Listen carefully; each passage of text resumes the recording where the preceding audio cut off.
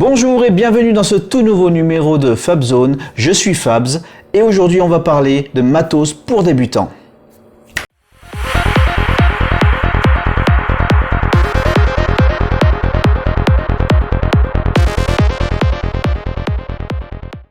Après avoir visionné différentes reviews sur YouTube, voici le matos que j'ai choisi pour commencer mon apprentissage sur le pilotage de drone tout en limitant le porte-monnaie. Au fur et à mesure du déballage, je vous afficherai le prix de chaque composant jusqu'à la somme totale. Allez, c'est parti. Alors, l'élément principal, un Cinewoop de 2,5 pouces de la marque FUS, le X311 Pro.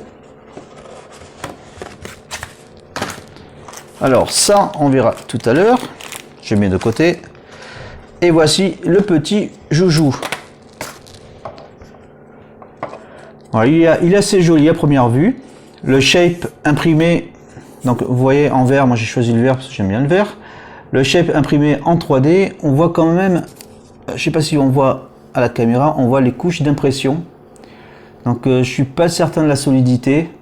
Mais bon, c'est pas grave, si des fois on casse, je pense qu'il y aura toujours moyen de retrouver un STL quelque part sur internet pour pouvoir réimprimer le shape. En tout cas, enfin, j'aurais bien aimé que ce soit un peu plus propre, mais bon, c'est pas grave. Tout ceci est consolidé par une armature en carbone, en croix. Donc ça me semble quand même assez solide, avec des renforts sur le côté en mousse, assez dur. C'est pas mal. Maintenant, on va peser la bête.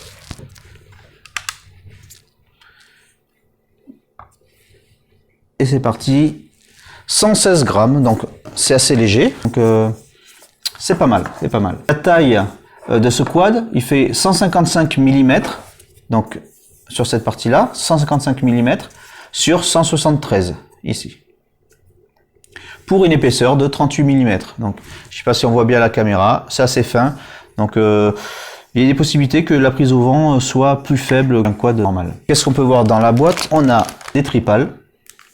Il y en a 4. Il n'y en a pas d'autres de rechange, mais bon, vu la conception du truc, il ne devrait pas y avoir trop de casse. Enfin, j'espère, on verra bien. Ensuite, nous avons dans un petit sachet une quinzaine de vis pour fixer les hélices et puis aussi pour on a d'autres accessoires à lisser. Il me semble qu'il faut 2 vis par hélice. Et ensuite, des tubes pour la protection de l'antenne du récepteur. Il n'est pas fourni avec. Je rappelle que c'est fourni sans le récepteur. Il faudra en acheter un à part et le fixer nous-mêmes. Au niveau des moteurs, les moteurs, donc, ils sont assez petits. Alors je sais pas si vous voyez bien. Voilà. Ils sont assez petits. Hein. Les moteurs sont de la marque FUS, des 1106. Donc 1106, c'est la taille du stator, qui est la bobine en fait intérieure, en quelque sorte. C'est-à-dire qu'il fait 6 mm de haut et 11 mm de diamètre. Ce sont des tout petits moteurs. Le facteur de rotation par volt est de 3800 kV. C'est écrit ici, 3800 kV. Cela correspond à un voltage de 3800 à vide, c'est-à-dire sans les hélices. Alors, par exemple, si vous y mettez une batterie de 7,4 volts, ça va vous donner 3800 multiplié par 7,4, ce qui donne 28 120. Qu'est-ce que c'est que ces 28 120? Eh bien, en fait, ce sont des tours par minute. Donc c'est 28 120 tours par minute sans hélice. Si vous rajoutez les hélices, ça sera moins de tours car il faut compter aussi le frottement de l'air qui ralentira l'hélice. Ensuite à l'arrière, nous avons une rampe de LED qu'on pourra programmer à notre envie via Betaflight et une carte de transmission vidéo avec son antenne. On pourra ajuster la fréquence à notre convenance. Le détail est fourni sur le petit papier qui est fourni dans la boîte. Voilà, on a ici toutes les infos de fréquence. Bon ça, je ne veux pas dire de bêtises, donc j'en dirai pas plus. Hein. Lisez le papier, quoi. Ensuite, en parlant de vidéo, nous avons à l'avant une petite Runcam Nano 2, dont je ne connais pas encore la qualité, puisque j'ai encore jamais utilisé le drone. Je vous dirai ça à l'usage. L'objectif est assez bien protégé. Là, on voit sur les côtés, il y a des petits renforts. Ça a l'air d'être du plastique, du PLA. Et donc il est protégé par un petit capuchon. L'angle de la caméra, hein. Vous voyez ici, hop, en appuyant un peu fort, vous pouvez déplacer l'angle un peu à votre convenance. Voilà. Sur le haut, donc vous avez la place pour y mettre la batterie. Vous voyez, il n'y a pas de pad. Donc ça veut dire que la batterie, si vous la mettez comme ça, sans rien mettre dessous, risque fortement de glisser. Je préconise de mettre un petit pad, vous savez, un peu comme les petits pads qu'on met sous les pieds de table pour éviter de rayer le sol. Je pense qu'un pad comme ça en feutre, ça devrait suffire pour que la batterie ne barre pas. Au cœur du drone, nous avons la carte de vol qu'on voit un peu ici. On voit mieux dessous, elle est là. Donc nous avons la carte de vol, la FC, avec un accès, un connecteur ici micro USB auquel vous pourrez connecter au PC pour faire la configuration via Betaflight. Et vous avez pu le remarquer, si vous voulez mettre votre RX donc pour la réception de la radiocommande que vous aurez choisi, eh ben il va falloir sortir le fer à souder. Eh oui, il va falloir souder.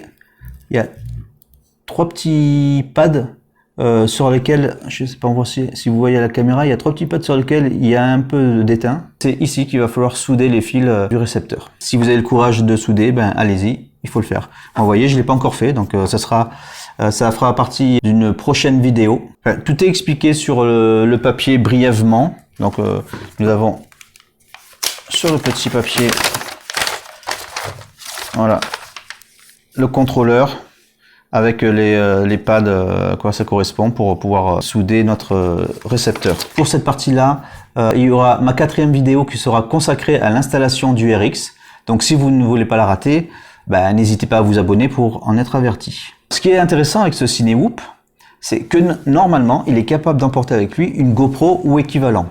Et pour l'installer, rien de plus simple. Si vous possédez une imprimante 3D, je vous ai mis les liens dans la description vers les fichiers STL que j'ai utilisés pour faire les impressions. Je vous montre. Vous avez celui-ci et celui-ci. Celui-ci, c'est pour mettre la caméra au milieu, à la place de la batterie. Dans ce cas-là, il faudra imprimer ceci, qu'il faut placer à l'arrière pour, en fait, comme ça, pour pouvoir fixer la batterie en dessous, afin de laisser la place sur le dessus pour mettre la caméra au milieu. Et si vous voulez pas faire ça, vous avez ce petit objet là à imprimer aussi, que vous pouvez placer juste devant, comme ça. Comme ça, vous laissez la batterie en place, vous avez la caméra devant. Voilà, alors ça m'aura coûté 79 € sur Banggood. Donc c'est pas très cher. N'hésitez pas, je pense que on va pouvoir voler en intérieur aussi avec, sans avoir peur de casser quelque chose. Passons au reste. Avec ça, il nous faut une radiocommande. Alors, j'ai choisi une radiocommande de la marque FlySky, le modèle FS E6X. Elle me semble correcte pour débuter. Tout est programmable via Betaflight, en mode, je crois que c'est le mode 2, donc c'est-à-dire les gaz à gauche. Et j'ai opté pour le récepteur XXB, qui est ici. Ah, récepteur donc fourni avec la radiocommande, d'une taille assez petite pour pouvoir l'insérer dans le châssis du FUS, et la distance de transmission me paraît assez bien pour débuter. Je crois environ entre 800 mètres et 1500 mètres suivant les conditions de vol, et sûrement que chaque récepteur doit avoir des petites différences de qualité au niveau composant entre elles. Il faut souder la carte avec la FC aux emplacements spécifiés par la notice. Il y a des points de soudure déjà en place. Si vous avez de bons yeux et que vous vous sentez de souder de toutes petites connexions, alors à vous faire souder. Mais on verra ça en détail dans ma 4e vidéo. Le radio avec le récepteur, c'est 40 € chez AliExpress. Ensuite, on passe au masque. Et oui, qui dit FPV dit un masque pour voir ce que voit le drone. Et j'ai choisi, le masque est analogique sans DVR, c'est le masque eShine EV800. Donc c'est un masque sans DVR que j'ai choisi, c'est-à-dire sans pouvoir enregistrer ce qu'on voit en direct. Une seule petite antenne, comme celle-ci, que l'on va placer ici. Voilà.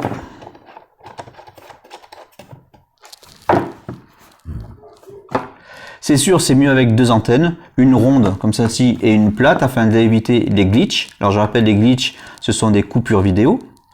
Et si vous voulez le DVR et 2 antennes, ben, il faudra choisir le masque au-dessus de celui-ci à minima, c'est-à-dire le EV800D. Le défaut de ce masque, l'écran ne peut pas être reculé par rapport à la position des yeux. Donc suivant votre vue, ça peut être un peu difficile de lire ce qu'il y a écrit sur l'écran. À voir si on peut garder ses lunettes, à tester suivant les personnes. Mais il faut le savoir qu'on ne peut pas régler la distance entre l'écran et vos yeux. Sinon, bon, l'écran est assez grand, il y a une mousse devant ici qui est correcte pour pas que ça fasse trop mal. Ici devant, il n'y a pas de mousse, mais le peu que j'ai essayé juste comme ça pour voir, j'ai pas trop de lumière qui passe, ça va quoi, c'est correct. Et ce masque vaut 44 € chez Banggood. Ensuite, la lipo que j'ai choisie, c'est celle-ci.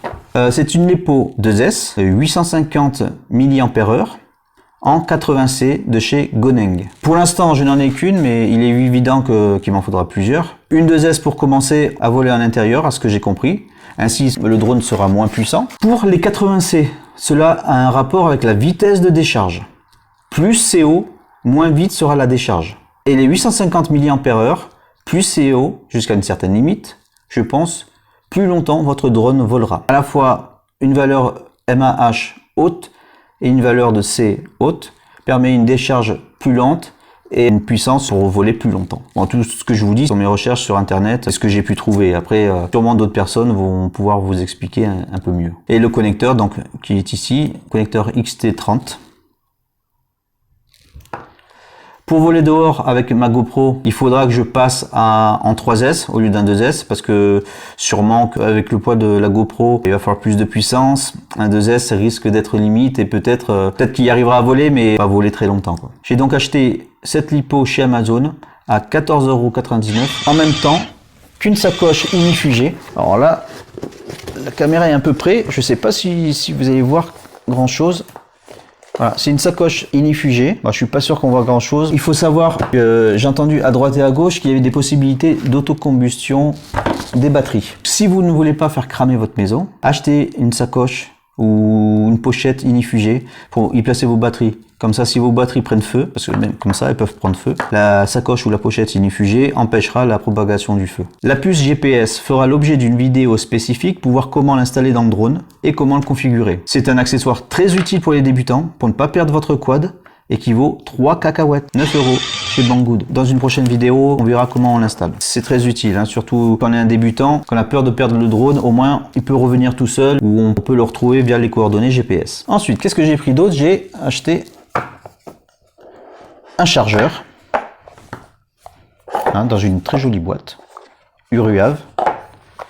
Donc le chargeur, c'est un toolkit Uruave M600 V2, voilà, avec un connecteur XT30. Donc là, j'ai pris bêtement ce que conseillait Task Killer 85 sur sa chaîne YouTube. Cela vous permettra de recharger vos batteries. Voilà, je n'ai pas plus d'avis que ça. Il est compact. Cet accessoire est à 20,36 € chez Banggood et c'est nécessaire, hein, bien sûr. Ce serait con d'user la batterie et puis se rendre compte que merde, on n'a rien pour charger la batterie. Ce serait un peu embêtant. Et tout ceci pour la modique somme de 223 €. Bon, finalement, c'est quand même une somme. Pour commencer, ce n'est pas négligeable. Surtout si on ne sait pas si on va accrocher ou pas sur cette activité. Et voilà, on en vient à bout de ce petit déballage de matos. J'espère que celle-ci vous aura plu. Dans quelques vidéos, j'aurai l'occasion de vous faire part de mes premiers vols et de mes premières sorties. En attendant, dans ma prochaine vidéo, on parlera de simulateur. Et ensuite viendra l'installation du récepteur. En attendant, n'hésitez pas à laisser vos commentaires sous la vidéo pour me donner des conseils ou des encouragements, ça fait toujours plaisir. C'est une source de motivation réelle qui permet vraiment d'avancer pour les nouveaux youtubeurs. Et si vous êtes convaincu, n'hésitez pas à vous abonner, cliquez sur la cloche pour ne pas rater les prochaines sorties. Et moi je vous dis à bientôt.